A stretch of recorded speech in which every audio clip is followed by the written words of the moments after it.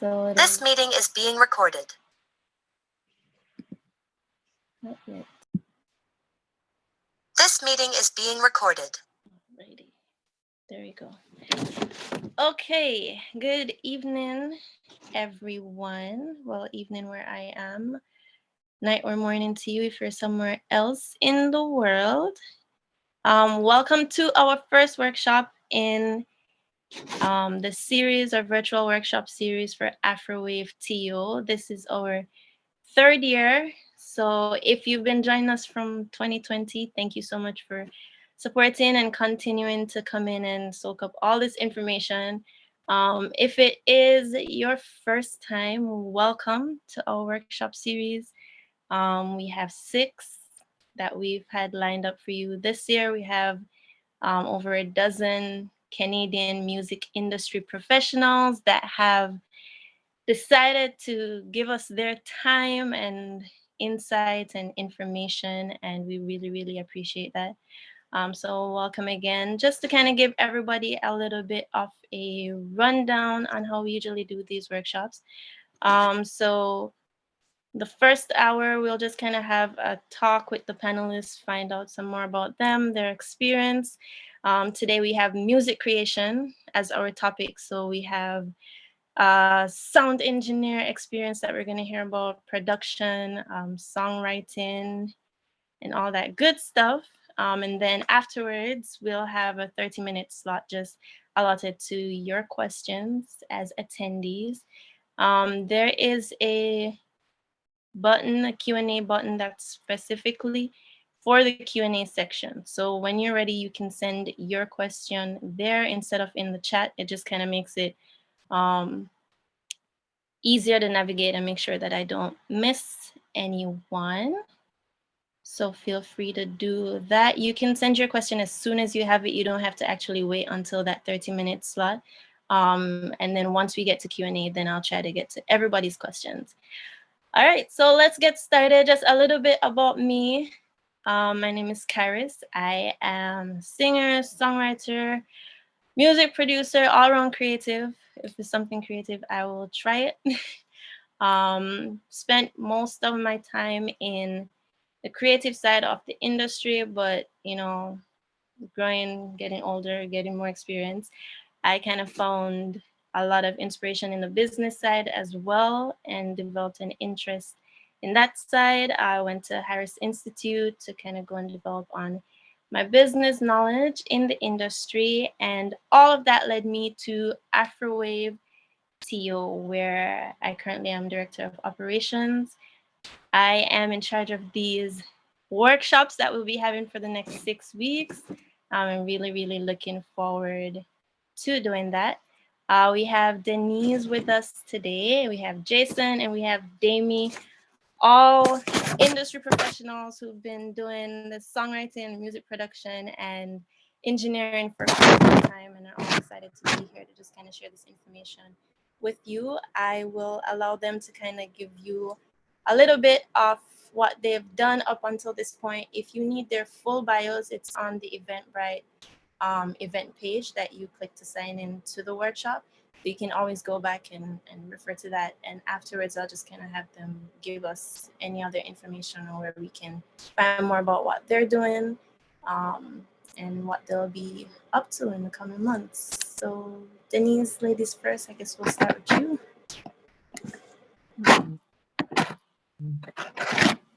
Hello, everybody. My name is Denise Dion.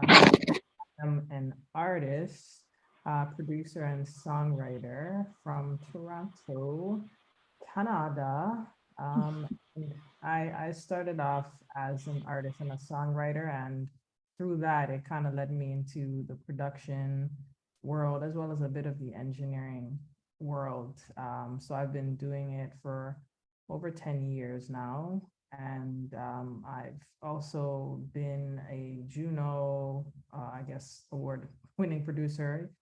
I did some work on Havaya Mighty's recent project, so that's definitely a highlight of my career up to date. I've done some work with Bacardi through their Music Liberates Music campaign, had some Netflix placements, And I can't think of anything else because my brain is frozen too. But I've also released my own solo projects as well that are self-produced. And yeah, I'm just looking forward to continuing on this wave of creating great music.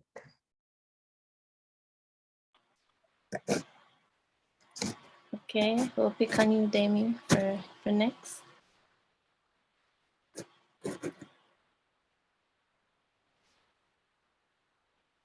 But I got it to work.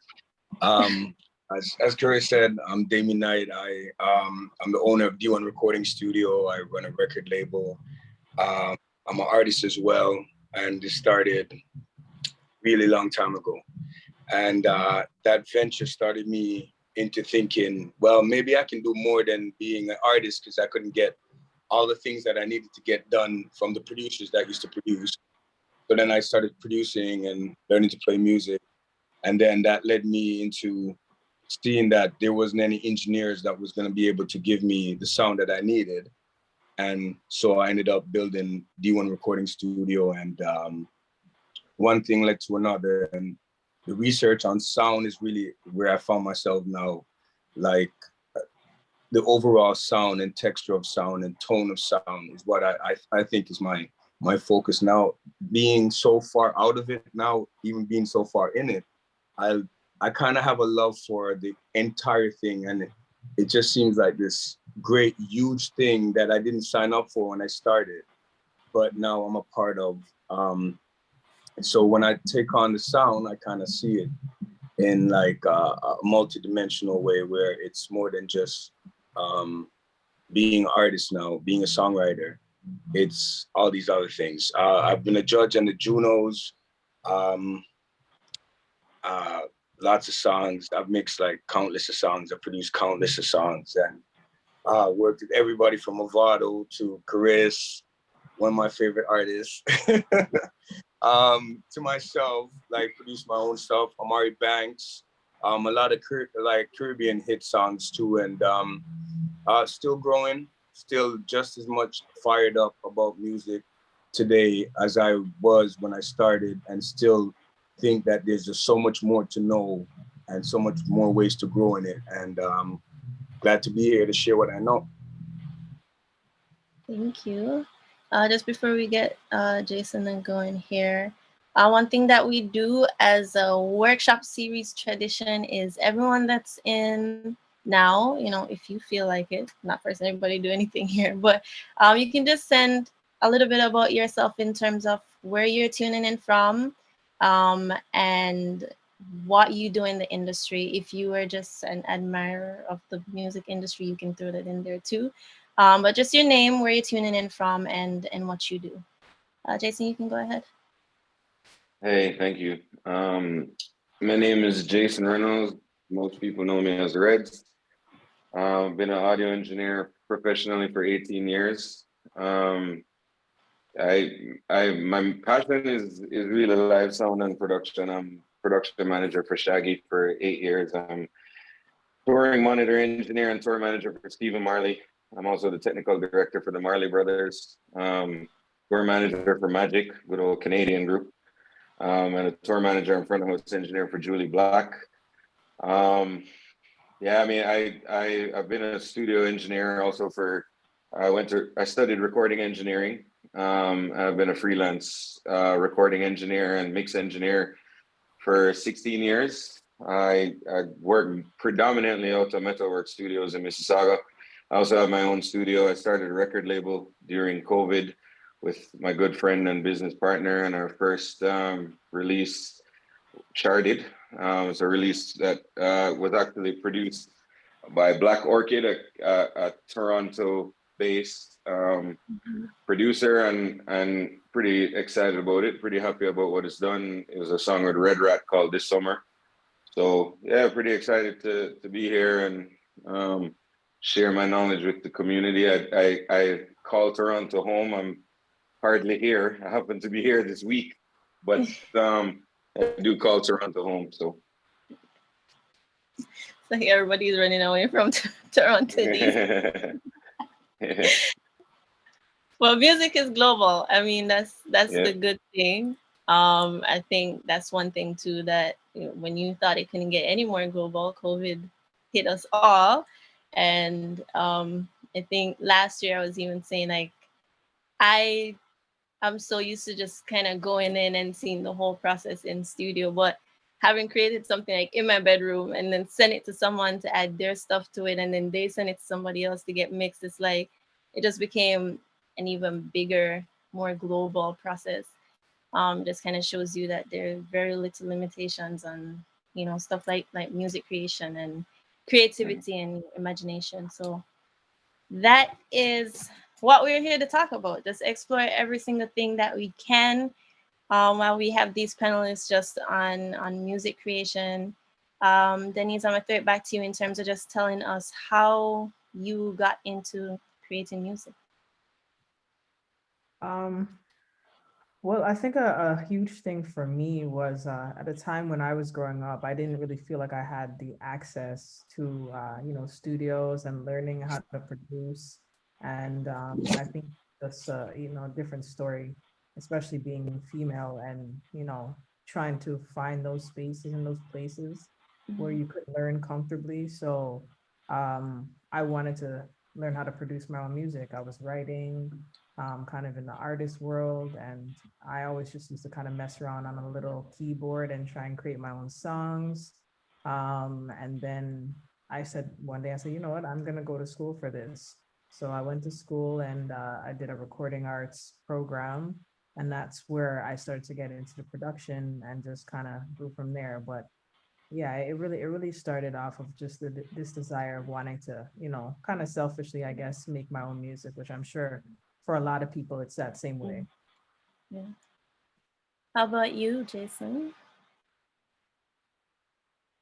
Yeah, I mean, I guess my path is a little bit different because as much as I grew up around music, so my dad was very close friends with some of the members of the band Black Uhuru.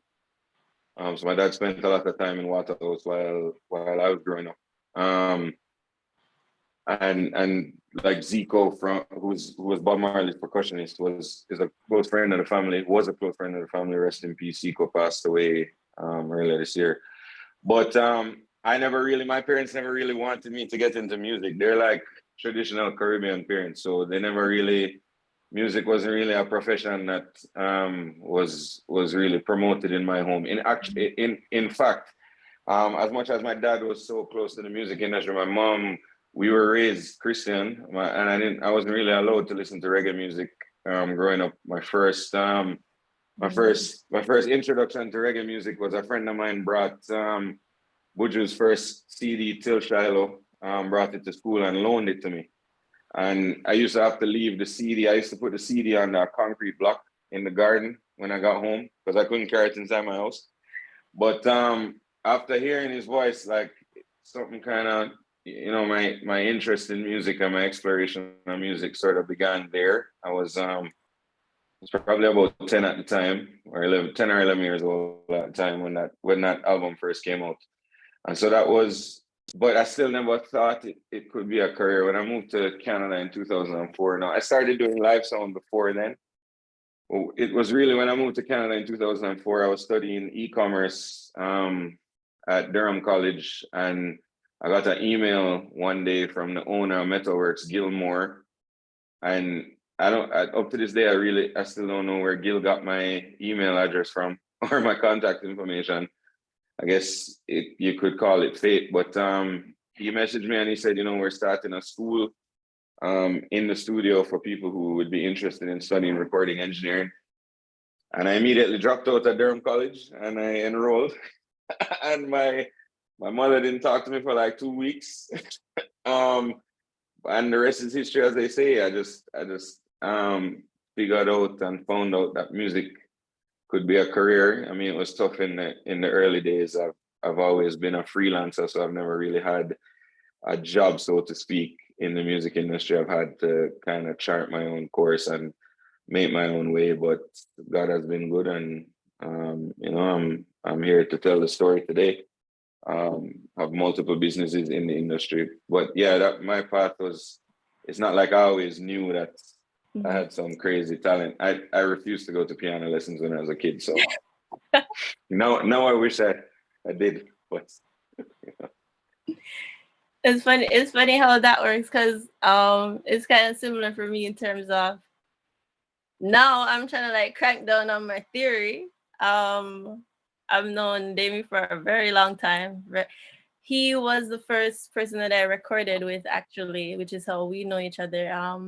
So I give him a chance to kind of get into how he got into music soon. But at that time for me it was just kind of like, uh, I feel like if I go to school, it's gonna give me too much structure and it's gonna mess up my creative thing. So I kind of shunned the theory a little bit, and now I'm just like, no, I need to know this because like I'm in rooms with people who are saying C minor and all this stuff, and I just play like I don't know what you what you're talking about. So I think that's a very very good point, but also to just kind of related to some parts of your story in terms of, I was lucky enough, and the more I hear other people's story, the more I realize how not even lucky, blessed enough to be in a family that really, really encouraged just my creative endeavors. And my dad was all out in terms of getting me stuff for music.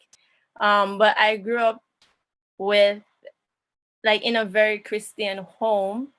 I think what kind of separated um just everything that was going on in terms of like church and me doing secular music was my dad grew up he listened to a lot of Sade, Tony Braxton, Lauryn Hill, so he had me listening to a lot of that, but then I'd be in my mom's car and it's like Brooklyn Tabernacle and CC Winans and Nicole C. Mullen, so I kind of grew up seeing that kind of dynamic, which I think gave me a really interesting just outlook on mm, music creation as well, because now you have like secular elements and like religious elements that come together. So it's very interesting. I didn't have to hide my CDs. I'm so glad I didn't have to hide my CDs. But like yourself too, I was actually at Ryerson because of that kind of traditional, I don't know if it's just Jamaican or if it's Caribbean, but that thing of like, oh, music can't be the plan A, like music has to be the plan B. So I was at Rice and I'm like, let me go get another degree so that if this doesn't work out, then I have a backup plan.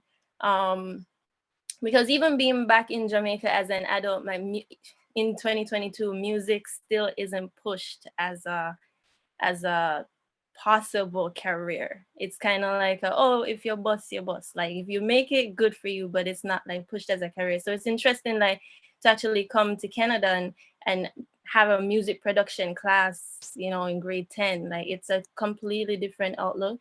But that's why I ended up leaving Ryerson in the second year and decided to go study music. So it's interesting just how much your background can affect where you actually end up in music and music creation and just your approach to it all. Demi, how did you get into creating music? Well, for me, like us, hopefully the noise is too bothersome. Building is a rehearsal building too, so there's like crazy noise going on at the same time. But um, growing up in Jamaica for me, there was something about the audience and people and the love that they have for music. And then I remember going up on stage and singing a Michael Jackson song and seeing how people reacted to me, not knowing the words, but just the pandemonium Energy. and excitement of this little kid going up. And I'm like, wow, people like, I got to feel what it meant to people to be a part of music, and not just being a part of music, like to be a star. Like I grew up in Jamaica playing soccer and like having a lot of our audience growing up, right? So like that feeling of that, but then me not knowing the lyrics, I was like, nah, I can't come up here and embarrass myself. This was like, I was like 5 or 6. I'm like, like my belief is that if you're gonna display something, it's got to be at the highest level that you can produce it at, right? And so that feeling of, hey, if I'm gonna do something, it's gonna be at the best. That's brought me all the way from a kid in Jamaica coming to Toronto when I was like 13 going to high school in the city and them not letting us get into the studio. Because I remember like they just wouldn't let us in. There was a studio in my school and they wouldn't let us into the studio. They would only let a certain type of children into the studio that are the good kids that are, you know what I'm talking about. So doing that, when I was going to school, we had records. We're not that old, but it's still like sound system had records and they would release the records and we would go get the records and then turn over on the other side to where the version was and then record on them in our house or whatever, right? And then I started realizing that, hey, nobody was going to make us a beat because we weren't in Jamaica. So I'm going to have to learn how to do that. And then it just got all the way to where built a studio, went back to Jamaica, built a studio in Maxwell Avenue, spent all of that time working with all of those legends in Jamaica from Flabba Holt, Benji Myers, Dalton Brownie, God rest his soul too. Like just so many people that I used to just work with and see on a day-to-day basis. And then living in Canada, I never thought there was a music industry here. And I still don't believe that. I don't believe that the people here don't see music as an actual viable income. In Jamaica, when you're a professional at music, it's a viable source of earning for people who are at the pro level, right? Even when you're a pro in Toronto, if you tell people you do music, it's like, you do music, okay. It's still like even you could have a Grammy. I know guys that live in the city that are like big time, and it's still not like, whatever. But that's where I started from with music, like, and then the life in itself and the feelings that you get out of life force you to write. And for me, my creative outlet is music, whether it's reaching millions of people or just a way to like unbottle what's inside of me to get it out. So from production to songwriting to singing, it's just about that feeling and being able to take something from inside of me and bring it outside of me into the reality that was never here before. And I think it's one of the divine gifts that God gives us, where we can take something from our soul, nobody can see it, and then take it and bring it here. And on top of that, as a producer, to then see artists come in and be one with them, and then take their dream with my dream and cultivate that into reality. It's the most awesome thing creatively to be able to do, to be able to fuse yourself not only with yourself internally, but other people and bring it to life. So it's that's my thing. And then it's just growing more and more. So that's my position with it right now so far. So far. Who knows where it's going? Before I get you to mute there, just kind of explain to us, since we already have you here, just how you turned, your passion for music into a business, because I think that's kind of what we want to hit on for this workshop. A lot of people, some that may be on now, it's still in that hobby stage. Like, I love to do this. I know I love to do this. I'll spend hours on this thing more than everything else. But I wouldn't quite call myself a professional artist as yet. So how, and I know, like for Jason, it's live sound. Denise is in many aspects of it in terms of creating and all of that. But what was that step, or even if you remember a particular experience, where did you get to like say to yourself, yeah, this is professional for me now? And what was that transition like? What steps did you have to take to kind of get it to establish a professional career and keep that going? I think for me is when I realized that I didn't want to go to school. I went to York. I have a degree in sociology, and I didn't think school was going to be where I'm going to learn what I want to learn in music, because I want to learn the secret things of music, not the things that everybody know. And I growing up in Jamaica, I grew up with sound. Like I could hear crickets. Like, I record crickets outside. Like I think God made sound. Man didn't make it, so I don't need to learn it from a guy. I can learn that from God. So for me, when I went to Jamaica, it's thinking I'm gonna go learn in Jamaica how to make music. So I took all my gear, shipped everything to Jamaica, opened my studio in Kingston. Well, in Mandeville first, where I met you, and then I moved to Kingston. I had the studio there, and then I started realizing people were coming to me to give them advice about how to get their thing going. And people started to model their studio after my studio, like building the sound in my space. And when I realized that, I said, because I went there to learn, not to actually be a pro, just obsessed with it, wanted to just go at it. Then when I went there, I realized now I'm at the point when I was in Kingston that I'm gonna do this. This is what I'm gonna do for the rest of my life. So I think we lost him there. Okay, we'll just hold on a Probably second. press the end button by accident.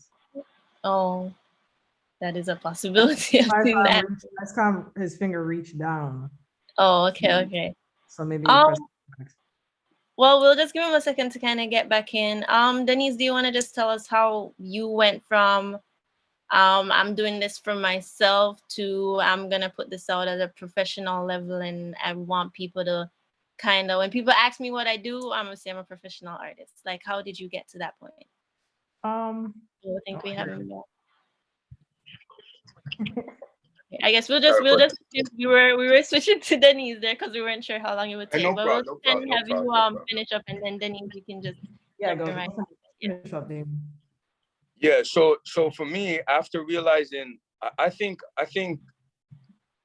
I personally, and I think maybe the rest of us have done this now, where we went in with one intention, so fully thinking it's going to be that thing, and then by being forced into other things, we stumble upon the other thing that we're interested in. And right now, for me, it's seeing it as a business more than just my hobby. And by committing so much of my time, and then reaching a point where the sound starting to live with me and the music started to live in me a different way than it was before at any other point, and realizing, because it's a competitive business, that I can now compete.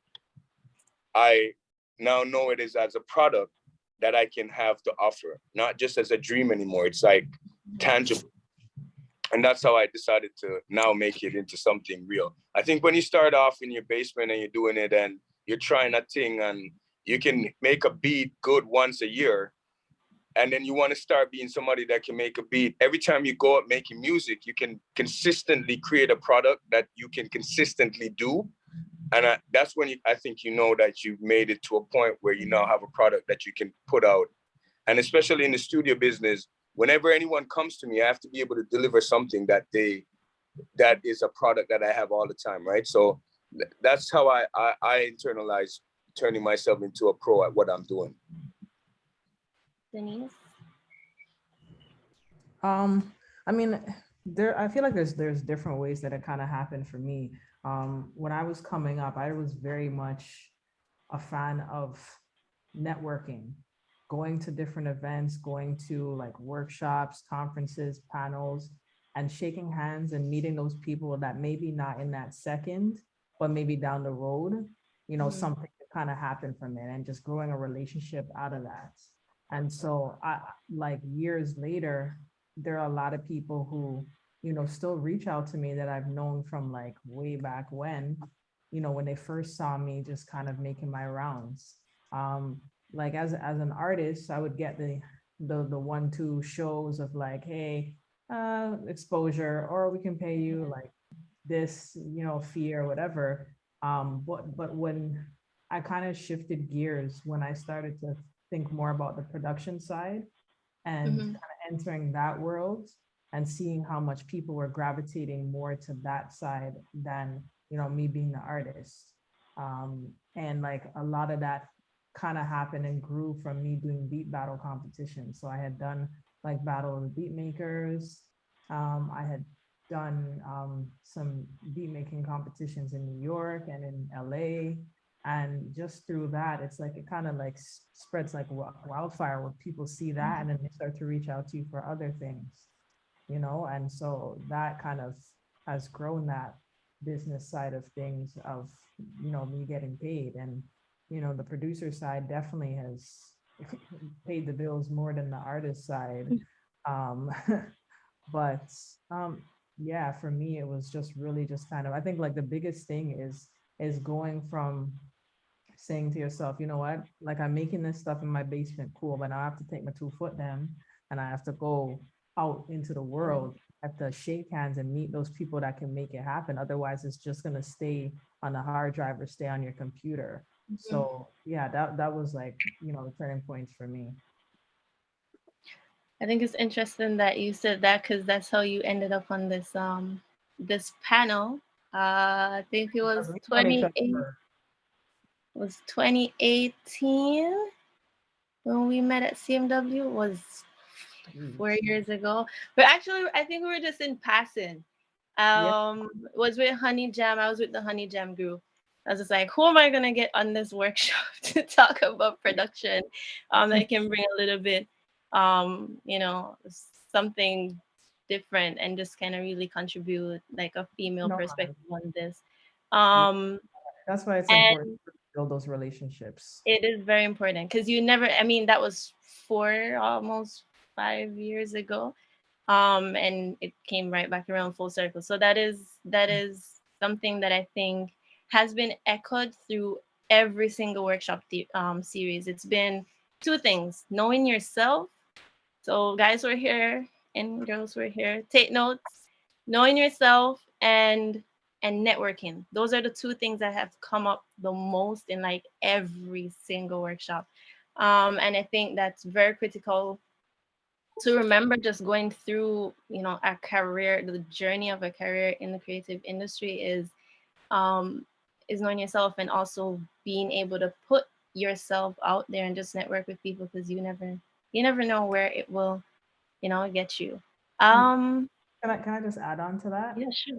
I think like a huge thing that's very, very important, and it sounds so simple, but you have to really believe in yourself from the beginning, and you have to just recognize, like I remember someone had said this to me, and it's one of my favorite sayings, that sometimes you're going to be building the plane while you're flying it.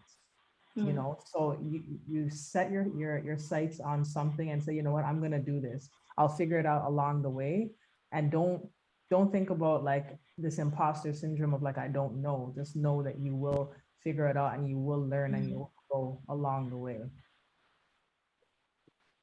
Jason, we're gonna take it to you because you are in what I would, for me, I consider live sound like really risky business. Like being in my basement or in a home studio or whatever, just building beats. There's so much room for error. I can always go back and like delete stuff, recreate stuff, come back to it the next day if I want to come back. But I think live sound is so like on spot. There's so much that could go wrong.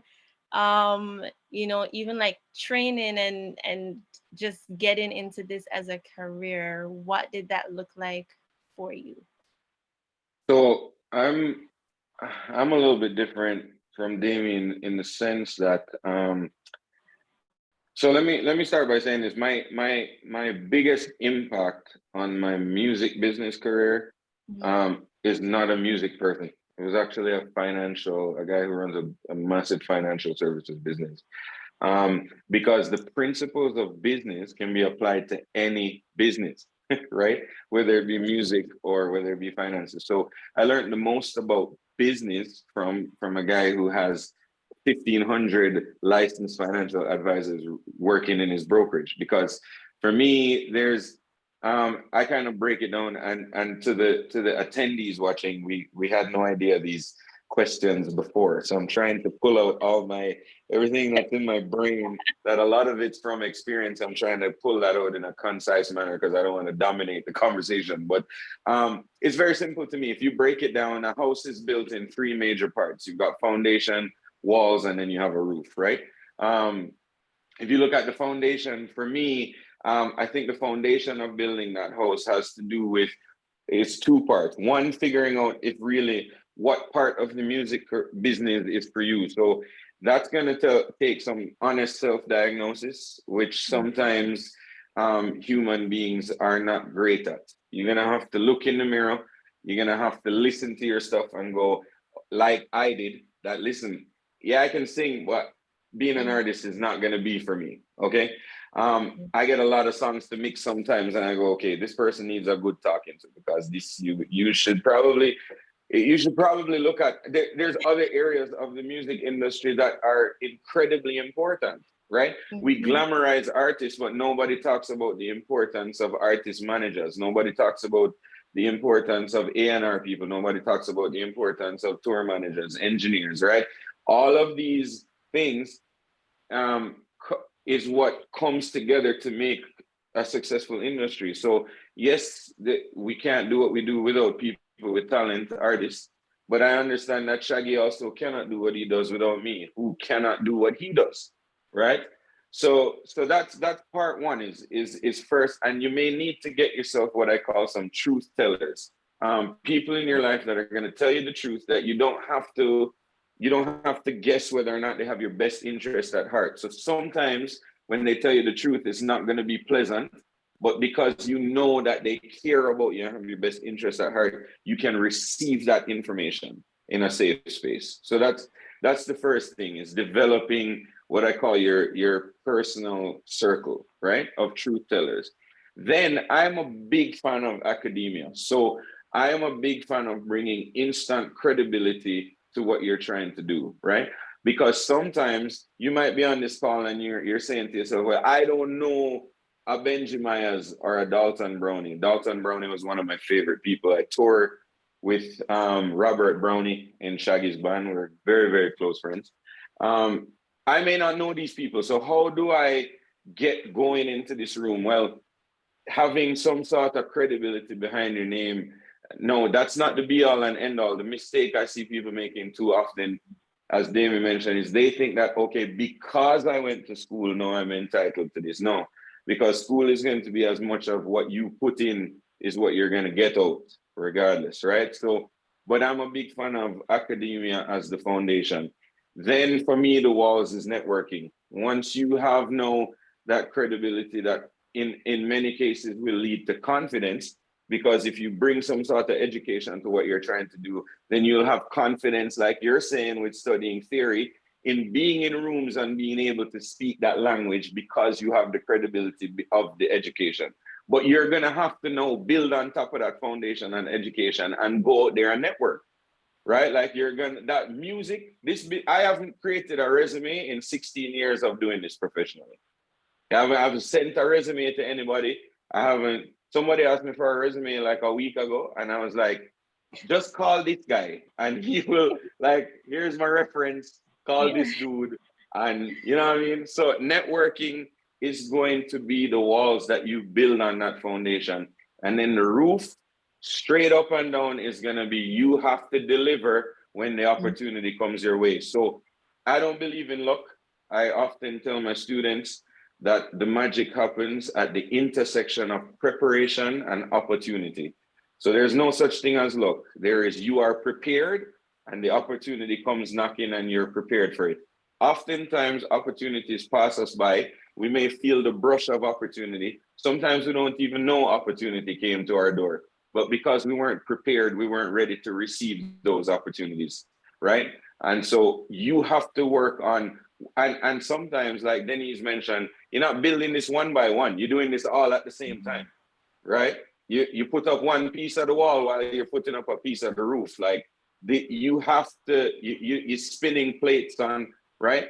While you're networking, while you're getting out there, potentially even while you're building the foundation of education, you better be working on becoming the best possible you can be. And you have to figure out what that's gonna take, what that's going to look like. For me as an engineer, it was finding senior engineers to me, guys who had been doing it longer, that I could send mixes to and send board mixes to and figure out how to get better.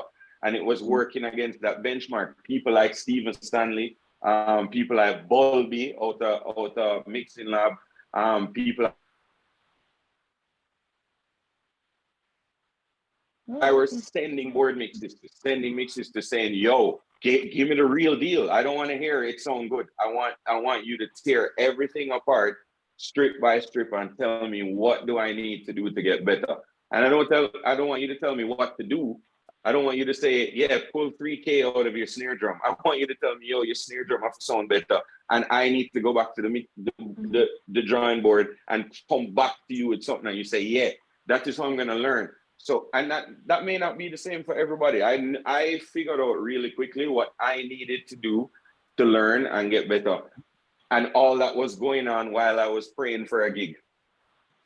You know what I'm saying? Like I didn't have no gig to speak of. In fact, the night when I got the call to get hired by Shaggy, I was on the edge of my bed looking through Monster at the time. Now we have Indeed. I was looking for a job because the music thing wasn't really happening. And I had my parents telling me, hey, you see, I told you you should have become a lawyer.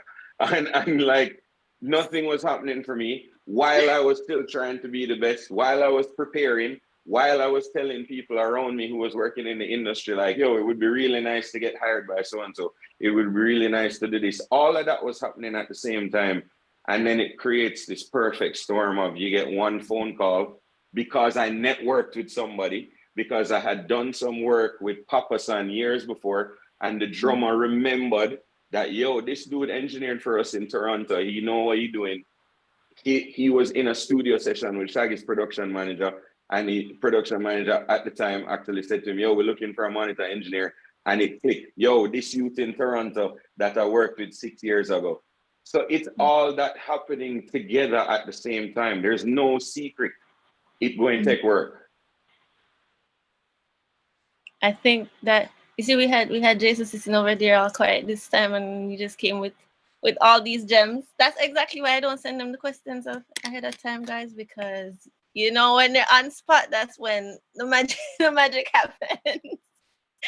But I think you brought up a lot of important points, and one of them for me was just the business aspect of it. That's why we specifically call this the business of songwriting, music production, and sound engineering, because I, even as an artist, and then having gone to school, and one of the secrets that a lot of people don't tell you guys is that school isn't always the academia part. It's not always what the content that you get. A lot of times the main thing you'll get out of school is networking. Like you don't have any idea who you're gonna brush shoulders with, who may have been a fellow student, and then they get a certain appointment or a certain position somewhere where they recommend you, and then that just opens up doors for you, or vice versa. Like it's very important that if you do go and like study, you not only pay attention to the content but the people that are in the room with you. But one of the points that you brought up, Jason, that I think was very, very important, and just having come to that realization myself, was that the business aspect is so, so, so, so important. Like I think as artists, we or the people who are more on the creative side kind of have a hard time separating this is my work to like this is my business. And I think that you touched on a lot on just how to unlock that, because I think that really helps with making that shift over to this is going to be a professional thing for me. You kind of have to look at it as I am not just creating work and then hoping that people are going to buy it, or I'm not just going to do this thing and say I have talent and hope that people recognize it, but actually selling it as a product, or a service to people. So that was really, really important for you to, bring up for attendees to even take note of, because that really. If I could tag on to that, I don't know if I could tag on to that, I think what's very important, right, is there's probably three reasons why I think, or 3 or 4 reasons why I think people don't do well in business.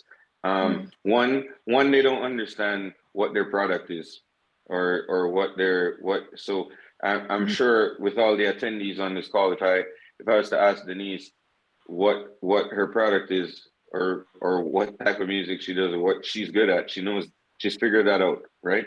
Damie's figured that out. He understands what his value is. So that's the first thing. I think the second thing is then they don't understand who their market is. So once you figure out what you're gonna sell, you got to figure out who wants it, right? That's like everything. Okay, I developed this new type of cereal. All right, who eats cereal? Yeah. Because if I'm gonna market cereal to non-cereal eating people, I'm not gonna be in business very long, right? And then once I figure out who eats cereal, I need to figure out why they eat cereal, right? Because ultimately, at the end of the day, why somebody does something is much greater than the what they do.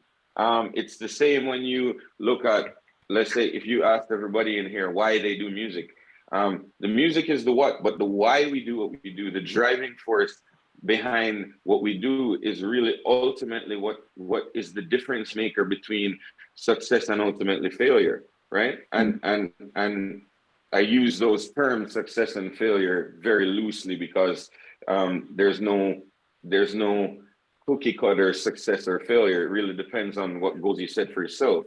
But at the end of the day, you have to understand, what's my product? What am I good at? We talked about that, right? Where do I bring value?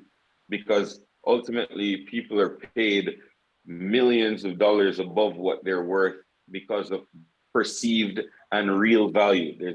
And that's a whole other class of real value versus perceived value. There's some people that are very good at creating perceived value. And we see that nowadays with things like TikTok and these things where there's no real substance, but it's perceived, and that's fine because they get paid anyway, right? So there's that real perceived value, and then there's who wants that value, who wants what I bring to the table, why do they want it, and then I can create a plan of one, how am I going to deliver it to them, and how am I going to market it to them to convince them that they need what I have to offer, right? Once you can kind of, and some of us, we talk about Jamaica, getting a bus as an artist. I really wish at some point I was sitting with a friend of mine who is a senator. We were in New York on Sunday night because he was there for UN meetings. I was there for a show in Times Square, and we talked about how can we bring more structure and sort of like an incubator to the Jamaican music scene, because we can't continue to just have people figure this out by getting a bus, because then we frustrate so many talented people. How can we funnel these people into now starting to help them with these parts of the conversation that most creatives I've met are very good at creating, right? Mm-hmm. They've figured out the talent side, but how can we help them now funnel into figuring out, okay, this is where you're valuable, this is who needs it, this is how you're going to get it to them, and this is how we're going to market it, right? Because I'm sure Damon will tell you, I have so many people come into the studio, they've got very good songs, very good records, but they have no idea, no concept of how these are going to make it to the world, right? And a lot of great songs and great music have died and been buried in the basements of big studios. So there has to be now, these conversations are great because the question has to be asked, okay, yeah, we're talented. How do we move that to now the next step? And that's now understanding who is our market and how are we going to get them this information? How are we going to let them know that we have exactly what they want? I think it's interesting that you touch on that, because that's like a main thing for me, even before moving back. After having like actually given, like I said, moving from the creative to actually focusing on the business as well. When I'm in Jamaica, I was in Jamaica for a year and a half before this visit. And when I say you could call everybody an artist, there is very interesting. Like you'll be on a plaza and somebody's just randomly just singing to get through their, the hum bum of their job or whatever they're doing. And this sound really, really good. And one thing that I realized is that it's so many people, Jamaica and in Canada here, so many people have the talent, the voice, the writing, the production, but they just, like you said, the converting it into, okay, this is how I get it to my market. This is my market. This is how they want to consume this particular thing. There's there's an obstacle, there's a hurdle there that a lot of people haven't, jumped over. I want to touch on a couple things before we switch into that Q&A. Hey, can I say something quickly? Can I say something quickly before you switch, Curtis? I think that it's important now that we understand that we can make money out of music. That's great. But there's a holistic spiritual side to music that's a content in, and we're talking about the many different levels of music. So we're talking from songwriters to producers to engineers to label owners, and the way it moves progressively. And I think Jamaica has a problem with, everybody thinks they have a product. and majority of the people don't have any product. And the reason, and so they've gone off to marketing, and they've thought so much about how great they're going to make this money, but they don't have that thing that they need to spend time with, that's integral, that's spiritual, that's music, before they can go out and turn into business people. We suffer now in the music industry from too many people who think about it entirely as a business and not entirely artistically. So I don't believe I think everybody thinks about music. Since Jay-Z and them came out and said it's business, everybody's thinking about music as business. Music is magic. And I don't, for the people that are listening, there are different people who have different roles in music. If you're a manager, you think about money. When I'm meeting Robert Livingston and that they want to do whatever they want to do with me, I don't want to change from being an artist, a musician, a producer, because there's a magic inlaid in doing that. When we move away from that and start focusing, it's the drummer who comes into a session thinking about how much they're going to get paid versus what they're going to play on the track. And I worry about that guy because I don't want that guy to play on my track, because he's going to budget what he plays for my track because all he's thinking about is a number.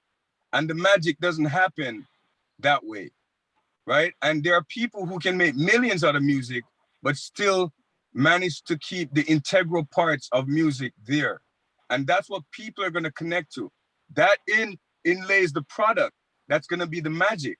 When you mix a song and there's a magic there, if you're only thinking about what you're thinking about what numbers are, you're thinking about what's already been done, because you're thinking about what you already perceive to have already been there. So while I know there's money to be made, I would rather not the people come into music think about the money, but think about what they need to integrally own, spiritually own. If we're talking about knowing ourselves, we need to think about that aspect of the music. And just to say something to Rez about the academia aspect of it, I went to university for 4 years. I know that school can just bring you on a loop. I'm not saying not to research. We live in a time where we can go out and independently go at things and find information in like no other time before. And I have a studio because I can bring professionals into my space and learn from them. That's the greatest experience. The same Stephen Stanley, Bowlby, work with all of them, and we learn from them by being beside them and seeing what they're doing, right? So I just still want I want to still be connected to the magic. When I tell my kids about music, I'm telling them about the magic of music, not the money of music, because majority of the people will not make any money out of music. So they at least are going to be able to connect with the magic of music. Even though we're talking about business, I still want people to understand that if you see a soccer player that only makes money and they have lost the magic, nobody wants to see them play. So I want to see people who can find ways. If money is not your thing, get a guy who does money so you can keep the magic. Just want to touch on that, just because I think that's what people want. A good compliment and a good segue too into just where I was gonna go in terms of like collaborating and teaming up with people, because it kind of plays right back into, like you said, knowing yourself, which is one of the major points that I said has come up every single time, because then people do need to ask the question, am I someone who can just create the work and team up with someone who's better at the business side, and that way you have both elements in play, and that's what gives it a better chance of success, rather than being the person who's both the artist and the person selling the product, because that's where a lot of the confusion comes into place, and you have like one of two things happen, and it's either, like you said, Demi, you're going to lose the magic of the music, because even with the saturation of social media and like Reds was saying, TikTok and all of that stuff, I think there's one theme I've seen, like with social media now, and it's that, and you look at it and you're like, how did this person blow up? You can't seem to figure out why. But then there's a theme that I've kind of noticed, and it's that people are appreciating the weirdness or the like uniqueness of people just in their element with whatever they're showcasing on social media. So that authenticity really has to be there. But then the other thing that happens too is, like Jason brought up, just being so on the creative too, that the business side gets lost. So I feel like there has to be that complement, and it comes right back around to what we were saying about just knowing yourself, is that figuring out where in the industry you need to be, especially as a creator. Like, am I someone who has a knack for both the business and the creative, or am I someone who needs to focus on bringing my magic out and find someone that I can trust to kind of help me get it to people who are gonna appreciate my magic. So a quick question. At this point, I'm just gonna ask attendees, like, if you have a question, if you have comments, you can send your comments in the chat. But I'm gonna ask you to start sending your questions to the Q&A just before we kind of switch over into that, so we can get to them as quickly as possible after. But before we switch over, I just kind of want to ask Denise, you've kind of been on mute for a while, just what it's like for you in terms of collaborations, co-creating. It gets to a point where you're like, okay, I need to get a team together. I need to bring someone on my team to manage certain stuff. That's a major part of this whole industry. Speak to us a little bit just on that, what it's like in terms of working with people, how you go about making those connections and so on. I don't think there's really any one way. Like, I find that during the pandemic, a lot that was happening through the good old internet, and sometimes people would send me, they send me like maybe guitar loops, for example, or, their own sort of loops. And that's a form of collaboration that's been happening. But sometimes it really, has been just like, it could be two people in a room, and, we're just figuring out what the vibes are and just kind of going from there. But I think that the biggest thing has really just been, and Damien said it, just trying to focus more on the magic. Like I was trying to do a collaboration with somebody earlier this year, a guitar player.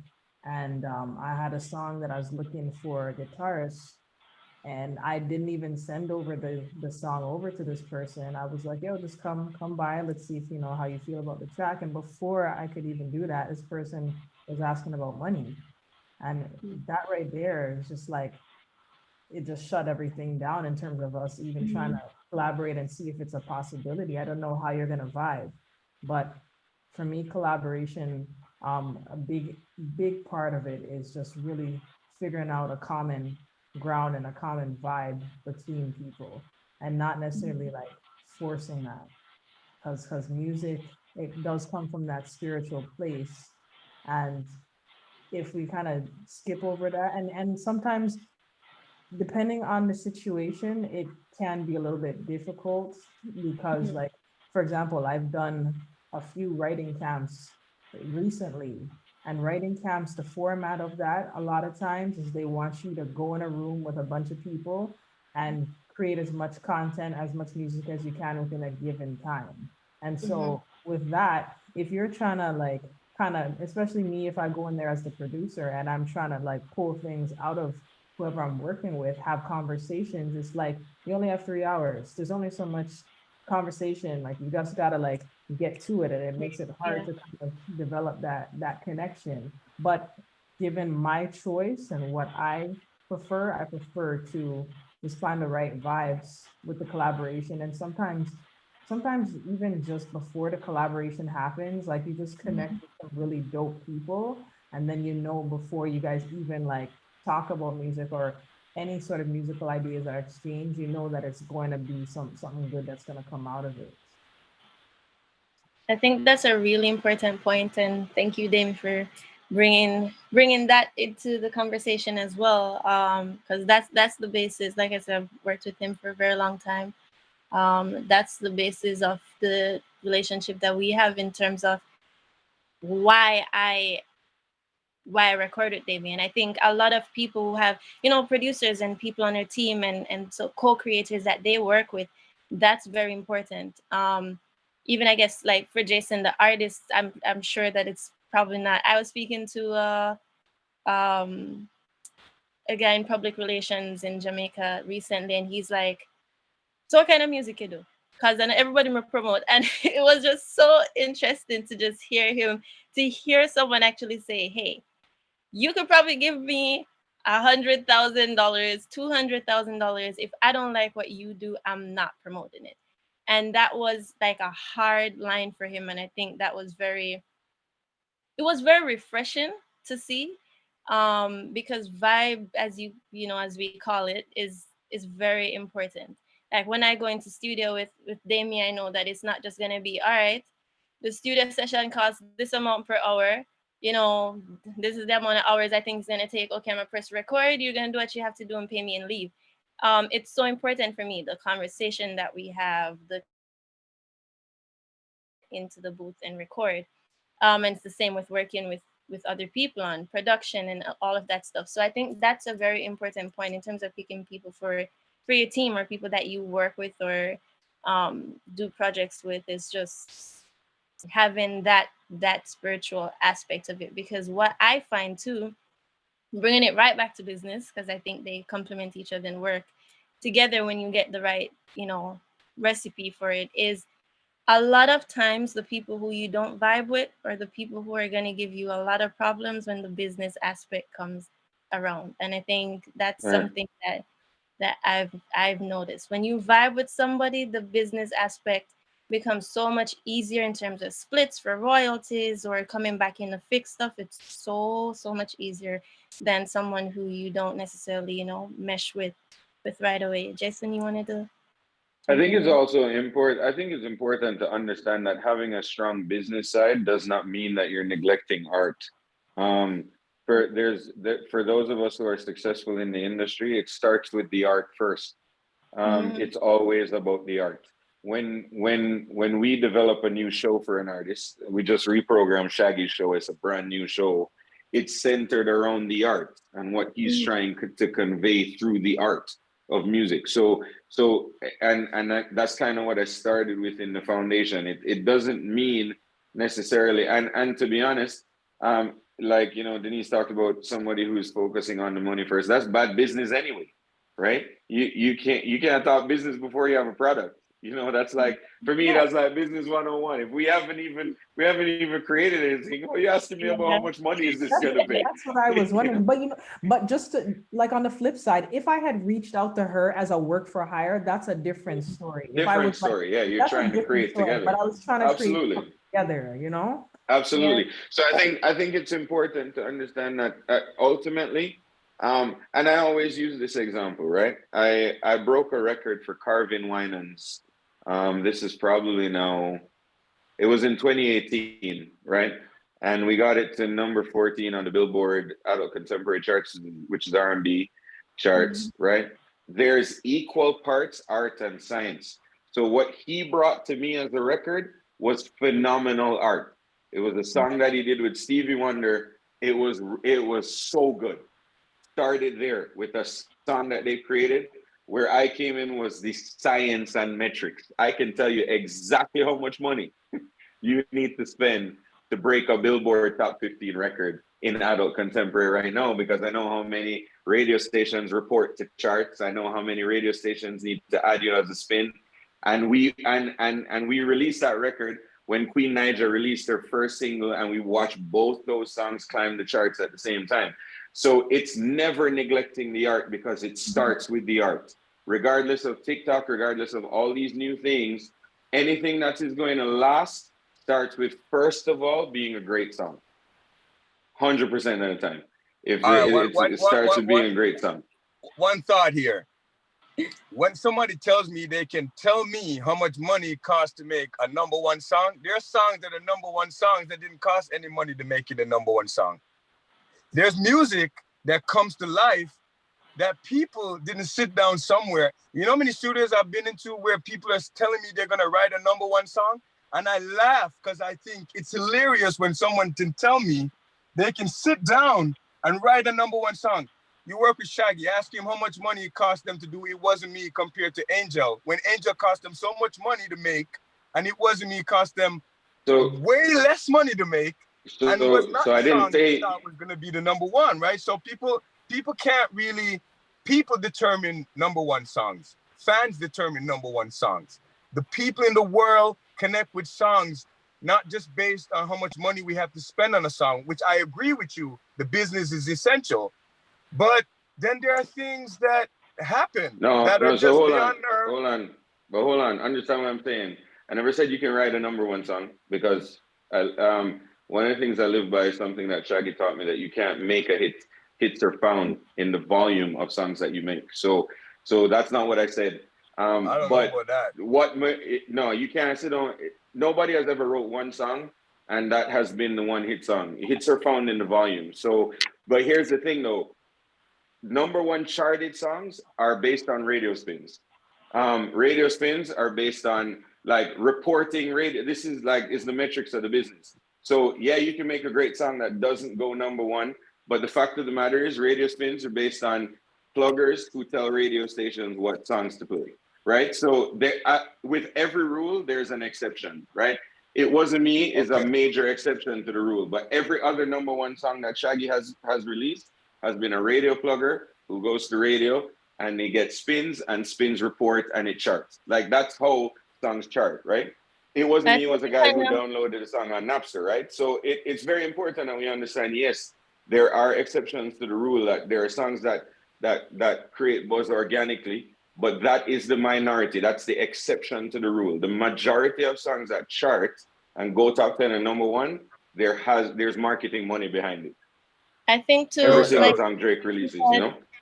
If I can just jump in here, I think it just goes back to, like I said, finding that perfect formula. Well, I'm not even saying perfect because perfection is a controversial term, but just finding that formula that works for you in terms of a good balance of both sides. And I think, like you said, Jason, it kind of just comes around to preparation meeting opportunity.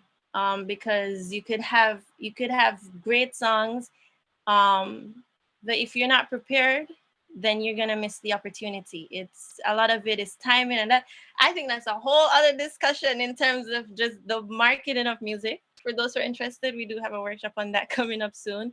But there's so many aspects to the industry, and I think a lot of the songs that we see, there are a lot of factors that come into play in terms of getting a song to that point of recognition. TikTok became a factor. We brought up TikTok so much. Like TikTok actually knocked so many things out of, okay, this is how you get here, to just, hey, you're in your room vibing, you play a tune, and all of a sudden you can blow up on TikTok before the song's even out. So I think things have been changing and evolving, and people just have to adapt and find that sweet spot of, this is the incredible project that I have that I want people to hear, and this is how I get there, and this is how I market it, or this is how I get, essentially it's how do I get other people to believe in what I believe right now and I'm putting into my project. Can I just add something? Because I know we have a couple of questions. I think it's also important to really define the type of artist that you want to be. You want to be an artist that's just putting out music just because, you had a bad day. So you're putting together, some music. It's a hobby for you. It's nothing that you're really taking serious. Or do you want to actually be in the music business, right? Because we have art and we have commerce. And where those two meet together, there are a lot of steps and things that you need to understand if you're trying to 100%. and be in this business. You have to get a grasp on marketing. If that's not your strength, then you find those people that maybe they're better at doing it than you. Like, I know I'm better at the creative side, and the marketing side, I can add my one too, but I don't necessarily want to take that myself. So you have to really be able to kind of like figure out the type of artist that you want to be in. And that's huge. And when it comes to the business, it's the music business, it's a business. So you have to, you can't be just holding on to, oh, but this is my art. Okay, honey, but this is the business. So I think that's a great note. There is a question we were talking about before we actually made the webinar live, just on gender. But what I'm going to do, because we do have questions and we are in the Q&A part of everything. I'm gonna get to the questions, and if before we get to 7:30, there's a spot, then I'll bring that back up. You don't really need to Um, be gender. I'm a girl doing that's Yeah. boom. I'm a I woman. think you know what's crazy? I think you know everybody, all of us on the call, and I think it's important to address because I know in a male dominated industry, women face some real. This is being recorded and will end up on Spotify, so I can't use the I word I need want to to. use. But I'm saying like whenever you meet real ones, that's not something you should have to worry about. Like I Ever. mentioned, our first big hit on Ranger Music was a female producer. And when I say she has some bangers, we got some stuff coming that she's behind. She's an incredible writer and producer. And I see her, she's always been a peer. She's always been Yeah. a voice in the studio. So I think when you come in contact, you talk about your vibe with Damien. When you come in contact with a real one, that's not something you got to worry about. Yes. So But good. You know what I I mean? That's definitely agree with and that. anybody who's still doing that stuff, they it is something whatever. I that's can that, I that can second that too. I definitely agree with that. I agree with you on Black Orchid as well. She I was know Black featured Orchid. on It's dope our people. virtual festival Yeah. 2021.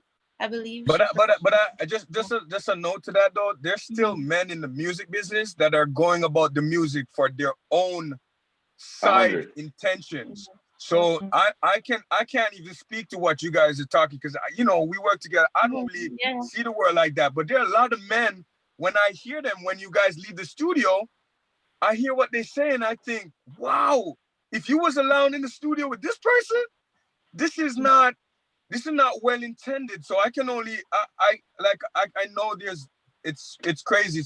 There's It's situations ridiculous. and Mhm. definitely situations, but I never like to like walk into a room and for someone to Yeah. identify like, oh my gosh, you're a female.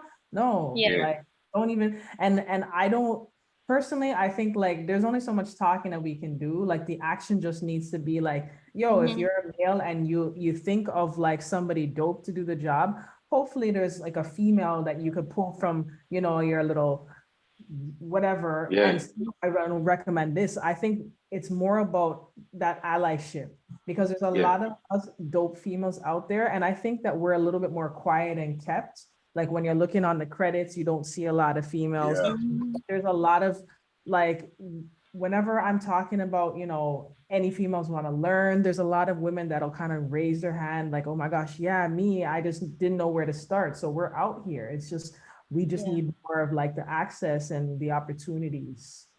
And I think it's a good thing that you even bring that up because I remember. Well, I think I may have just started Harris. I can't remember, but I was in studio with Damien. There was someone there, and we were playing one of the tracks that I produced, and he was like, "So who did the beat?" I'm like, "Me." And like me and Demi, it's for me and Demi, it's a regular thing. Like I come in with my tracks and I record, and he'll kind of guide me through in terms of recording and so on. So that's one of the reasons I'm like I want to have that conversation because for so many people, it's like, "Bruh, like that's not even a thing. Yeah, Like man, why we is can have it a a thing?" conversation, but we need to get Yeah, to the instances. yeah.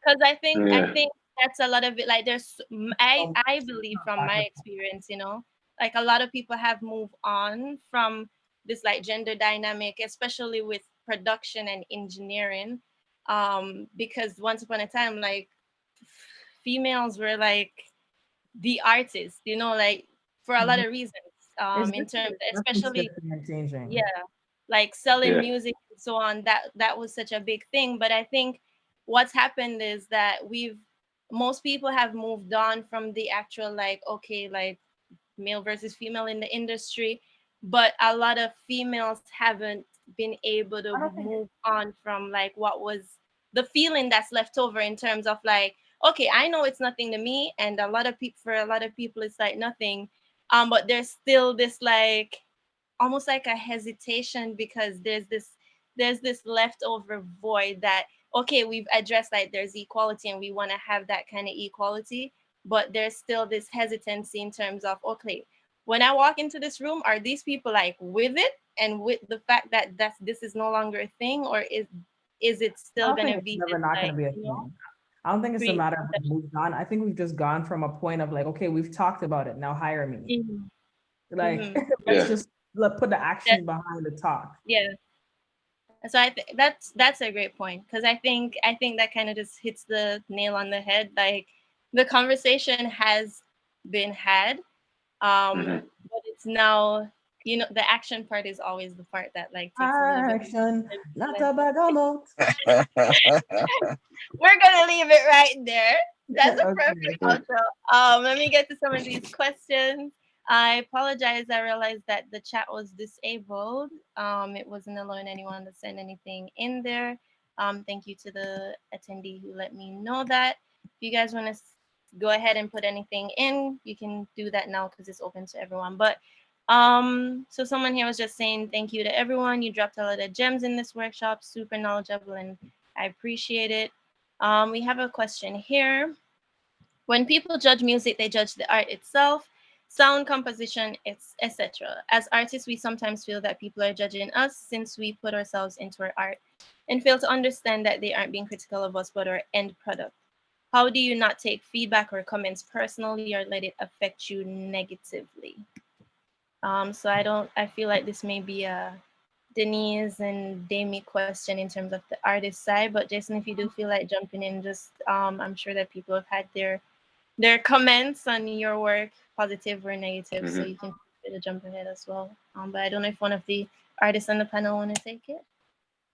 You know what? I think when you can kind of like separate yourself from the music and recognize that the music is composed of all of these different pieces, Yeah. that maybe there's something that you're missing that somebody else may have knowledge on, and you want to get their feedback. You're not trying to get the feedback for them to tear you down, but if someone, like, if you send a song to somebody, like I had a song, a demo that I've been working on, and then I sent it to somebody, they're like, yeah, it sounds good, but it feels like there's something missing from the bottom end. So it's not like I took that personally and I was like, oh, shoot, they don't like my song. It's they gave me like the proper feedback. And that's also the other thing too. You also have to be able to recognize when people are giving you the type of feedback that you need to grow in your sound, or to, grow in whatever song or music you're working on, or are they trying to tear you down?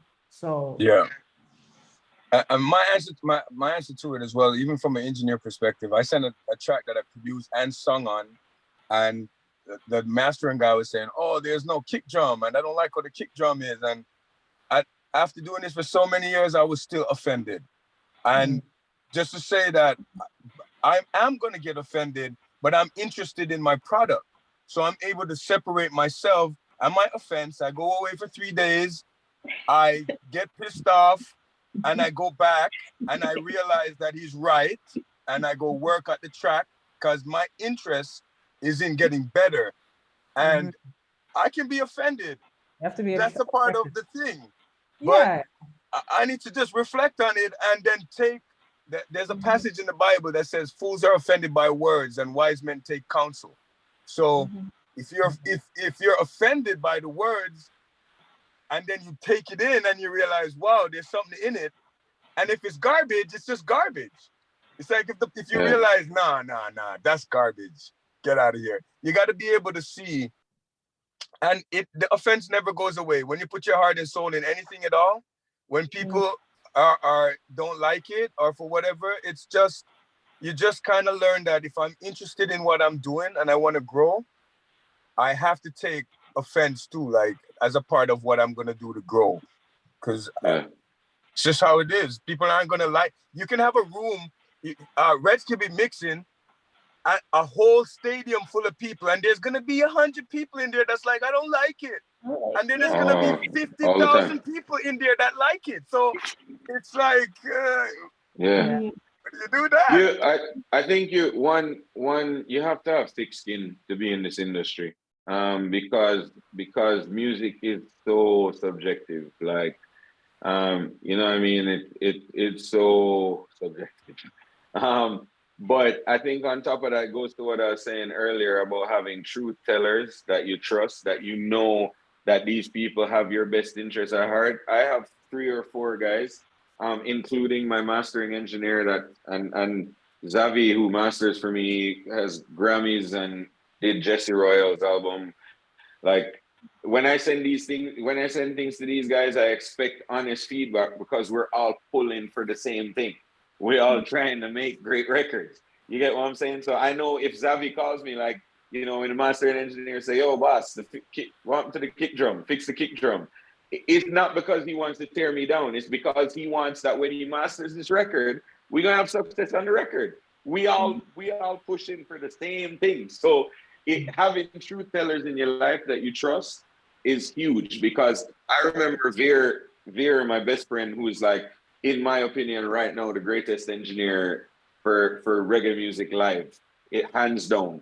And Veer came to one of my shows and he said, "Bro, I was mixing and it's the first time I was mixing the artist."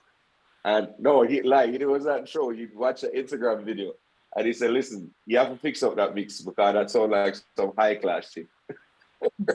Like it's sonically, yeah, but the mix now go on. You have to, and it's never been, yo, I'm gonna deal with myself. It's been, yo, all right. So what I need to do? What do I need to create? How do I create separation in the mix? How do I bring out that definition that you're talking about? What am I doing wrong with effects? What going on with the dub section? How do I dub better? And because I know all of us, all that circle of people around me, all want to see us move in that direction where we are pulling for the same thing. So when you talk about creating your space and having people around you, you're going to have to do some dissection and figure out, listen, this person I'm a back, and sometimes every now and then people, listen, the truth of it is people who you thought may have had your back, every now and then you have to do some honest retrospection and say, all right, do I need to readjust? Do I need to, because you grow and you move away from, you know what I mean? Some people are only in a life for a season, but that is important because sometimes if I send a mix to a client, before I send a mix to a client, I bounce that off of my inner circle already. So I know I make about 50 revision already because Veer say, "Yo, boss, your kick drum sound terrible." And then Dean say, "Yo, the snare drum won't work." And obviously that's balanced against some of your own experience and confidence. But having that team, that inner circle that can say, "Yo, let's," you know what I mean, is ultimately going to make you a better person. So you just have to have thick skin, and then you have to have people that you trust, that yo, if them man you say this, them have the experience, them have the credibility in my life to say, yeah, if them say this, we can move that direction. Because that was Exactly, 100. one thing that I was gonna add in too, just from my experiences, you do need these people around you. But Reds, you got to it as well. But they are around you to be your sounding boards and to actually like, offer that advice when needed. Sometimes you don't even ask for it, but you get it and you need it. Yeah. But also there's a balance with everything, and there's a balance in terms of your dependency on their advice, because Yeah. sometimes you become, it's like you can't release thing unless all of these people say yeah it's good. And No. sometimes it comes back to like what we were saying, knowing yourself. Sometimes you Yeah. may have half of the group that's like, it's not you, and then you listen to it and you feel something when you listen to it and you put it out and other people feel that as well. Or even like Brett's case, like mixing something, or even doing live sound, and in himself he feels that this is it. And you may have like half the group that's like, that wasn't it. But then you realize majority of the people who then give you feedback, having been at the show or having heard the record, they're like, I love that new song, or I love what you're doing. Because sometimes the people, you have to remember, like, the people in your circle are human too, and they may get, humans love familiarity. And let's say you're trying to like switch to a different genre that may end up being more you, or may end up being where you find that success. And just because they're used to getting a certain thing from you, they're not with it. So it comes right back to, like he said, taking it with a grain of salt, knowing But that these are another thing to add to that too is that you gotta know what you're working towards. And if the advice is going to be something that's bringing you closer to what you're working towards, it's going to help you. But if the advice, if I know what I want, you could tell me till you're blue what you think. you're not getting me to come that way because I know that's not going to bring me to that way. So you already have to have, so like the guy's telling me, yo, the kick drum need this. I put in like 50 kick drums. Then he told me, yo, the kick drum from way back round so was way better than that kick drum. I'm like, bro, you sound confused now. Because see, people like, so if you don't know what you really want now, then you can go down that rabbit hole and get really, like the engineering thing, get really confused about where you are. So at some point, you got to be able to stick out for your art, what you need to stick out for your art to keep it where you want it. Just to the person who asked the question, get the thick skin necessary. A lot of people are going to say a lot of things when you go in the studios. Some people want to get 2 words in your song, so they're going to try to change 2 words in your song so they can get in your song. There's a lot of things that people do in the music business. We're not even, you're talking about business, talk about the shady part of the business where people are trying to get into things. So you kind of have to be firm too, right? So I don't know, just it's hard a to lot cross. of things to think about.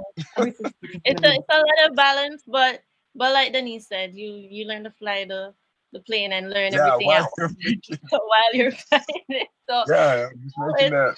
it's all a balance and a learning experience.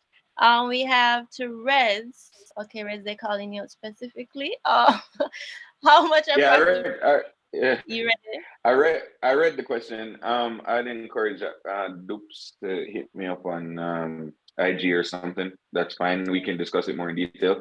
A lot of what it costs depends on how many radio stations report. So a lot of marketing, and I'm sure you're gonna hear more in your marketing in the marketing session that you guys do.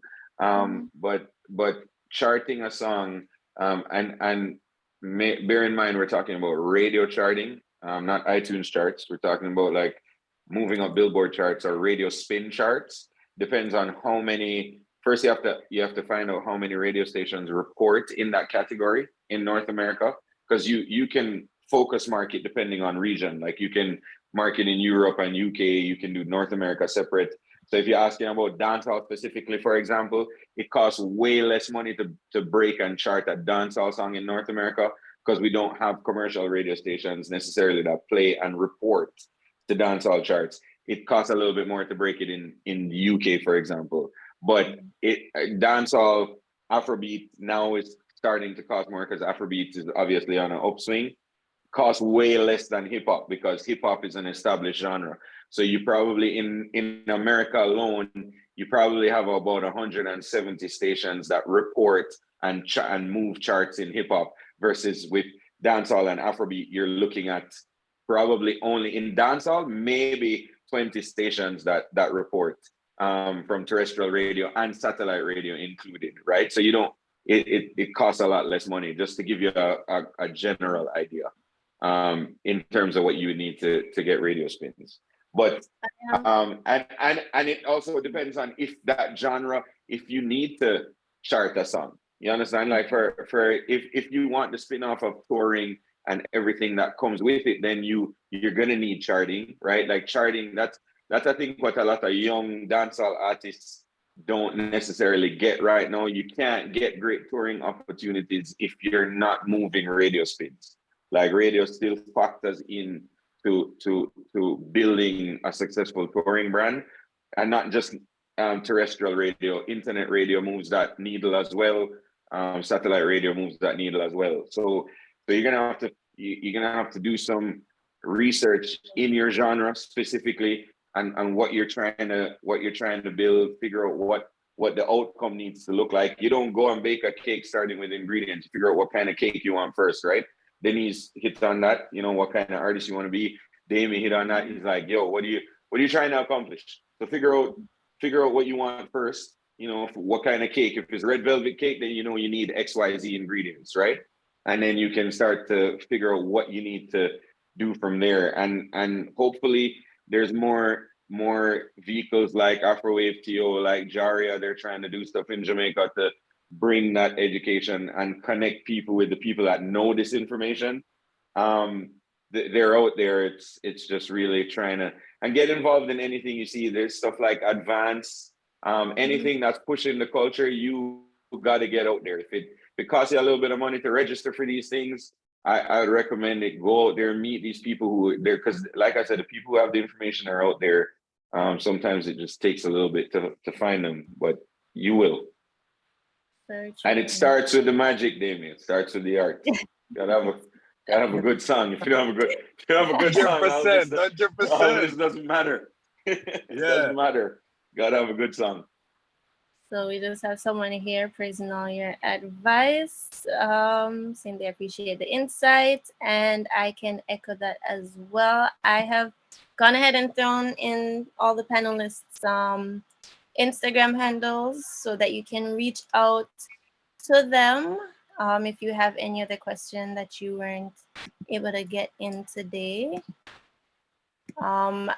I know we've gone over at 7:30, but just before we go out, I'm just gonna give all the panelists just a chance to just give you a really quick thing on, you know, what they have upcoming and where you can reach them and check out what they're doing. Denise, do you want to start?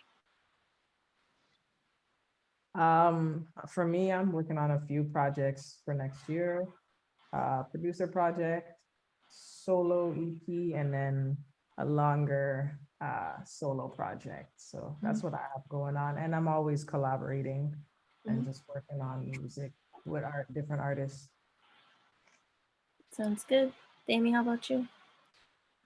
We're doing some big moves label wise now. So really looking to make a big move between now and so just follow what's going on my page and then all the other links to what's really going on. And then a part of the thing is kind of like moving in silence too, you know, because I know nobody wants to really talk about it, but it's a very like new things that you can do.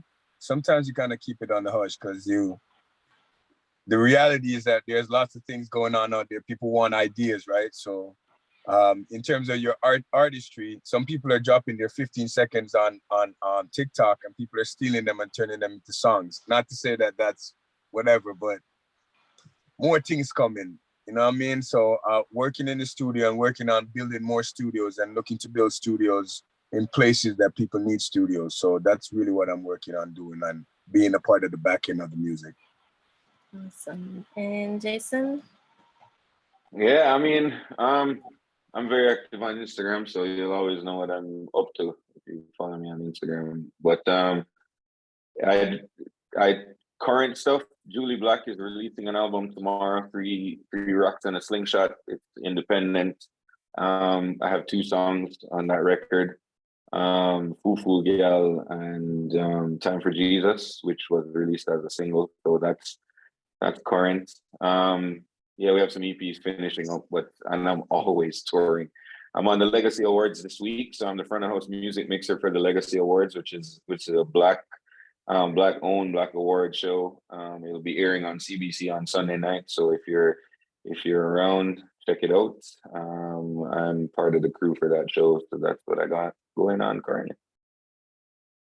All right, sounds good. I see that someone sent in another question. I am actually gonna cut questions off just because I do wanna. We already over it, but I want to try to at least honor the time a little bit better. What I can recommend is I've thrown all the Instagram handles into the chat.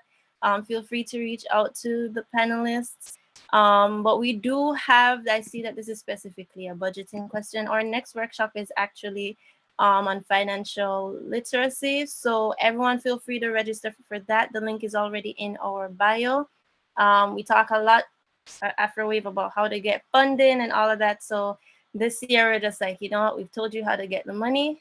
Time for us to tell you how to manage the money because a lot of artists are struggling with that aspect of it as well.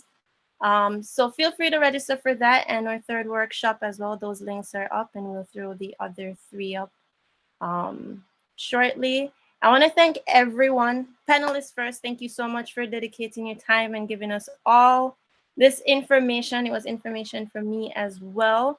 So I'm pretty sure that our attendees learned something and it was really great just having this conversation with all of you and just being able to kind of explore this side of the industry. I want to thank the attendees as well for coming on. It's a boring workshop without you. So I want to thank all of you coming in, dropping your questions in, and being a part of this. Like I said, this session is recorded and will be put up on our Spotify and our YouTube once our series are up, for anyone that you want to send that link to, or if you just want to go over everything that we learned today. But thank you so much to everyone, and I wish you all a great night. Bless out.